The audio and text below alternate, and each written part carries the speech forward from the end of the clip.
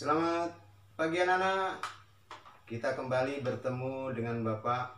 Kali ini kita akan membahas tentang rangkaian listrik, ya, baik itu seri, paralel maupun campuran. Nah, simak videonya dari awal sampai akhir, karena di situ ada password untuk mengerjakan soal latihan. Jadi di dalam link daripada video ini sudah ada soal untuk mengerjakan soal latihan. Nah, maka simak dari awal sampai akhir seperti biasanya, ya. Namun sebelumnya silakan anak berdoa dulu sebelum menonton video dan sekaligus mengerjakan soalnya. Baik, silakan, selamat belajar, semoga sukses. Oke anak-anak, kita masuk ke materi kita tentang rangkaian listrik, ya. Jadi sebelum kita membahas rangkaian listrik, ada baiknya anak-anak mengenal dulu alat-alat atau komponen-komponen dalam rangkaian listrik, ya. Mari kita lihat alat-alat listrik. Yang pertama, ini ada namanya sumber listrik baterai. Jadi baterai ini fungsinya adalah sebagai sumber energi atau sumber tegangan, atau dengan kata lain dia berfungsi sebagai sumber arus listrik, ya. Yang kedua, ini ada namanya bola lampu atau lampu pijar. Nah, lampu pijar ini fungsinya adalah untuk mengubah energi listrik menjadi cahaya dan panas. Kemudian bola lampu ini di bawahnya yang berwarna hitam ini ada namanya fitting atau rumah lampu. Nah, rumah lampu atau fitting itu fungsinya adalah sebagai tempat dudukannya lampu. Berikutnya, ini ada kabel. Nah, kabel itu fungsinya adalah sebagai penghantar atau konduktor arus listrik, tempat mengalirnya arus listrik. Dan kemudian yang keempat, ini namanya saklar. Nah, saklar itu berfungsi sebagai alat pemutus atau penyambung arus listrik. Biasanya kalau di rumah kita itu ceklekan orang bilang, nah itu fungsinya untuk nyalakan atau mematikan lampu. Oke. Nah, berikutnya kita bahas tentang listrik itu mengalir hanya pada rangkaian tertutup saja. Artinya arus listrik hanya akan mengalir pada rangkaian tertutup saja. Nah, bagaimana rangkaian tertutup itu? Mari kita lihat. Nah, ini ada baterai. Baterai sebagai sumber energi tadi. Kemudian ini ada bola lampu. Nah, dari baterai kita akan hubungkan dengan kabel ke bola lampu. Dari kutub positif kita hubungkan ke bola lampu, lalu dari kutub negatif kita akan hubungkan ke baterai dengan lampu. Nah, apa yang terjadi? Maka yang terjadi adalah lampunya akan menyala.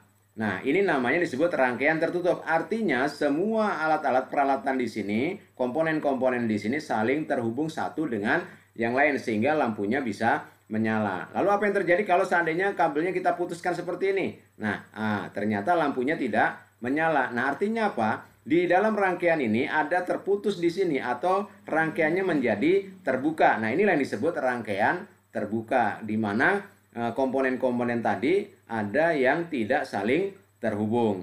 Nah, supaya terhubung bagaimana? Bisa saja kita pasang di sini saklar. Nah, ketika saklar itu kita tekan dalam posisi on, maka lampunya akan menyala seperti di rumah kita. Kita tekan saklar, maka lampu menyala. Nah, ini artinya apa? Arus listrik bisa mengalir karena apa? Semua komponen itu bisa terhubung semua sehingga arus listrik dapat mengalir dari kutub positif menuju ke kutub negatif. Tapi kalau saklarnya kita off-kan, nah yang terjadi adalah lampunya mati, tidak menyala. Karena apa? Di sini saklar ini fungsinya adalah memutus atau memutus kabel tadi sehingga terjadilah namanya rangkaian itu terbuka sehingga arus listrik tidak dapat mengalir. Oke, paham ya? Oke, sekarang kita bahas tentang rangkaian seri. Nah, rangkaian seri itu kalau anak-anak lihat di sini ada baterai, ada 3 buah baterai di situ. Kita susun secara seri, artinya berurutan. Nah, bagaimana kita rapatkan, susun satu demi satu seperti di lampu senter. Nah, lampu senter kan susunan baterainya seperti ini. Nah, itu dikatakan dia sebagai rangkaian seri. Kemudian ini ada bola lampu 1, bola lampu 2, dan bola lampu 3. Kita susun juga sedia secara berurutan. Nah, dari ketiga bola lampu ini kita hubungkan dengan saklar nantinya, ya. Nah, saklar sebagai fungsinya sebagai untuk menyambung dan memutus arus listrik. Kita hubungkan pakai kabel, ya. Dari baterai kita hubungkan ke bola lampu 1. Nah, dari bola lampu 1 kita hubungkan ke bola lampu 2, ke bola lampu 3, kemudian dari saklar kita hubungkan ke kutub negatif. Dari saklar kita hubungkan ke ujung daripada lampu yang ketiga. Nah, kenapa belum menyala? Nah, karena ini posisinya saklar masih dalam keadaan off. Artinya kabelnya terputus atau rangkaiannya masih terbuka. Nah, bagaimana kalau saklar ini kita on kan, ya, kita tekan on. Nah, maka yang terjadi adalah lampunya akan hidup. Nah, lampunya hidup. Lalu kalau salah satu lampu misalnya putus atau mati atau padam, apa yang terjadi? Nah, misalkan seperti ini. Lampu pertama padam. Nah, lampu pertama padam, yang terjadi pada lampu 2 dan lampu 3 bagaimana? Ikut mati semua. Nah, kenapa ikut mati semua? Karena di sini arus listrik tidak dapat mengalir. Di pada lampu 1 ini terjadi terbuka, rangkaiannya terbuka, artinya kabelnya putus, arus listrik tidak bisa mengalir karena rangkaiannya menjadi terbuka, sehingga arus listrik yang mau ke lampu 2 dan lampu ketiga terputus, maka lampu 2 dan 3 tetap mati. Nah, bagaimana kalau yang mati pada lampu 2? Kalau pada lampu 2 yang mati sama, arus listrik dari kutub positif mau menuju ke kutub negatif tidak bisa karena dia terbuka. Jadi artinya arus listrik tidak bisa melompat begitu ya, melompat ke lampu 3 karena di lampu 2 rangkaiannya terbuka. Paham ya? Oke, sekarang kita bahas tentang ciri-ciri rangkaian seri itu bagaimana. Jadi ciri-ciri rangkaian seri itu seluruh komponen listriknya dipasang atau dirancang itu nyusunnya secara berurutan atau berderet. Kemudian di sepanjang rangkaian, kabel yang menghubungkan semua komponen itu tidak mempunyai percabangan. Dia hanya satu saja, satu aliran saja ya. Hanya terdapat satu jalan yang dilewati oleh arus itu. Tidak ada percabangan arus ya. Oke, yang ketiga, arus listrik yang mengalir ke berbagai titik di dalam rangkaian itu besarnya sama. Tetapi beda potensialnya atau tegangannya itu berbeda-beda ya di setiap komponennya. Lalu ciri yang keempat, rangkaian seri itu mempunyai hambatan total yang lebih besar dibandingkan dengan hambatan penyusun-penyusunnya. Oke, itu rangkaian ciri-ciri rangkaian seri. Lalu apa kelebihan dan kelemahan daripada rangkaian seri? Kelebihan rangkaian seri itu dapat mengurangi biaya penggunaan, terutama di kabel listrik, penggunaan alat ya. Jadi lebih hemat dalam penggunaan kabel karena nyusunnya hanya satu aliran saja. Maka hemat di kabel, biayanya jadi lebih murah. Kemudian apa kelemahan daripada rangkaian seri?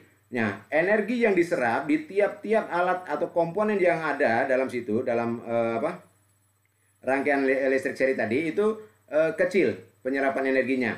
Contohnya misalnya lampu akan menjadi redup ya apabila lampu-lampu tadi disusun secara seri, nyalanya maka otomatis lebih redup karena serapan energinya kecil. Yang kedua, apabila terjadi kerusakan di salah satu komponen tadi sudah ya, lampunya mati satu, yang lain ikut mati ya, maka seluruh komponen tidak bisa bekerja. Lalu ciri yang ketiga, hambatan listrik apabila komponen disusun secara seri, maka hambatannya semakin besar. Lampu 1, lampu 2, lampu 3 masing-masing punya hambatan, maka digabungkan sehingga penggabungan itu nilainya hambatannya akan semakin besar gitu ya. Oke, berikutnya kita bahas tentang rangkaian paralel. Nah, pada rangkaian paralel ini baterainya disusun berjajar. Oke, beda dengan seri tadi ya, berurutan. Nah, kalau ini dia berjajar. Nah, ini bola lampunya juga sama, disusun secara berjajar. Kemudian ini kita kasih letakkan saklar, lalu kita akan hubungkan antara baterai ke saklar dan ke lampu. Bagaimana nyusunnya? Perhatikan. Nah, yang positif semua kita satukan dengan yang positif. Yang negatif kita satukan dengan negatif, sama-sama kita hubungkan. Lalu yang positif kita hubungkan ke saklar, ke bola lampu masing-masing. Kemudian dari kutub negatif juga akan kita hubungkan. Nah, seperti ini. Maka yang terjadi inilah yang namanya rangkaian paralel, baik itu baterai maupun bola lampu. Kenapa belum menyala? Karena semua posisi saklar masih dalam keadaan off ya. Artinya rangkaiannya terbuka. Coba kalau saklarnya kita hidupkan, kita nyalakan atau kita posisikan on. Nah, yang terjadi lampu menyala semua. Oke, kenapa menyala semua? Karena arus listrik dari kutub positif ke bola lampu dia bisa kembali ke negatif, maka itu rangkaiannya tertutup. Paham ya? Nah, kalau salah satu kita matikan, apa yang terjadi? Nah, bola lampu pertama kita matikan, saklarnya kita off-kan. Oke, ternyata bola lampu kedua dan ketiga masih menyala. Nah, mengapa? Karena aliran arus listrik dari kutub positif putus di bola lampu 1, tetapi dia bisa berbelok ke sini. Ke cabang yang kedua di sini, dia masuk ke bola lampu 2, dia masuk ke bola lampu 3, dan akhirnya dia bisa kembali ke kutub negatif. Maka bola lampu 2 dan lampu 3 mendapat arus listrik dan dia bisa menyala. Rangkaiannya masih tertutup. Oke, bagaimana kalau lampu 2 yang mati? Nah, ini perhatikan. Lampu 2 mati, lampu 1 dan 3 masih bisa menyala. Kenapa? Karena aliran arus listrik dari kutub positif masih bisa kembali ke negatif. Oke, paham ya? Apa ciri-ciri rangkaian paralel? Mari kita lihat. Yang pertama, seluruh komponen listrik itu terpasang secara sejajar, ya. Nah, berdampingan gitu, oke. Kemudian yang kedua, arus yang mengalir di setiap cabang, kan tadi arusnya bercabang. Nah, arus listrik yang mengalir di setiap cabang itu besarnya beda-beda. Oke. Yang berikutnya, tiap komponen tersambung dengan kutub negatif maupun kutub positif dari sumber tegangan atau baterainya tadi. Dengan kata lain, seluruh komponen itu akan memperoleh tegangan yang sama besarnya. Berikutnya, hambatan total, ya, hambatan totalnya menjadi lebih kecil daripada hambatan di tiap komponennya tadi, ya. Hambatan keseluruhan lebih kecil daripada hambatan yang ada di komponennya. Lalu kelebihan dan kekurangannya. Pertama, kelebihannya, jika saklar dimatikan, maka tidak seluruh komponennya mati, kecuali komponen yang terhubung dengan saklar yang dimatikan. Nah, contohnya tadi lampu, ya. Lampu pertama dimatikan, lampu 2, 3 tetap hidup. Lalu, jika salah satu cabang atau komponen listrik yang rusak atau terputus, maka komponen lainnya tetap akan berfungsi. Nah, hal itu dikarenakan masih terdapat cabang lainnya yang bisa dialiri arus listrik, oke? Lalu kekurangannya atau kelemahannya apa? Untuk menyusun rangkaian paralel ini, maka diperlukan banyak kabel, ya, sebagai penghantarnya. Secara otomatis biayanya akan lebih mahal, gitu ya. Berikutnya anak-anak perhatikan, ini adalah rangkaian campuran.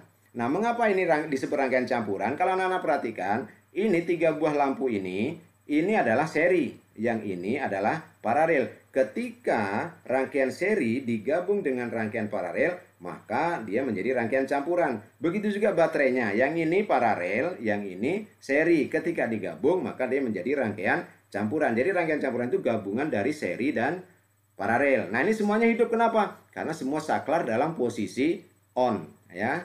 Semua tersambung sehingga ini namanya rangkaiannya tertutup. Lalu apa yang terjadi kalau saklar pertama kita matikan? Nah, saklar pertama yang mana? Yang ini saklar pertama, ya. Kalau saklar pertama ini kita matikan, apa yang terjadi? Oke, kita matikan. Nah, ternyata semua lampu mati. Sekalipun saklar yang ini on semua. Nah, kenapa? Karena aliran arus listrik dari sini, ya, berjalan mau ke sini, mau ke negatif, tidak bisa. Kenapa? Karena di sini rangkaiannya terbuka sehingga arus tidak dapat mengalir. Paham, ya? Jadi semuanya yang arus yang mau ke sini tidak bisa, tidak ada aliran arus listrik ke sini, maka dia akan mati semua. Oke, paham ya? Nah, seandainya lampu ini saja yang dimatikan, saklar yang ini saja yang dimatikan, ya. Lampu yang ini mau kita matikan, misalnya ini lampu ruang tamu mau kita matikan. Lampu yang lain bagaimana? Kenapa masih bisa menyala? Nah, perhatikan arus listriknya. Arus listrik dari sini, ya, dia akan ke cabang yang kedua. Nah, ini ada yang lurus, ada yang belok ke sini. Nah, yang belok ini dia masih bisa ke lampu 2 dan seterusnya sampai dia kembali ke negatif. Maka yang hanya lampu ini saja yang mati, yang lain masih tetap menyala karena yang lain masih termasuk rangkaiannya tertutup dan bisa dialiri arus listrik. Paham, ya? Bagaimana kalau yang lampu ini yang kita matikan, yang di tengah-tengah ini kita matikan? Apa yang terjadi? Nah, yang terjadi semua lampu masih tetap menyala karena semua rangkaiannya masih bisa ada aliran listriknya. Oke, paham ya anak-anak, ya? Jadi ini rangkaian campuran. Mana saudara tadi? Oke, anak-anak, bagaimana bisa dipahami penjelasan Bapak tadi? Sekarang silakan anak-anak kerjakan soal latihan yang ada di link di bawah ini dengan password yang ada dalam video tadi. Dan jika video ini bermanfaat bagi anak-anak dan para pemirsa, silakan jangan lupa di like, subscribe, maupun komen agar channel ini semakin berkembang. Terima kasih atas perhatiannya. Selamat belajar, semoga sukses.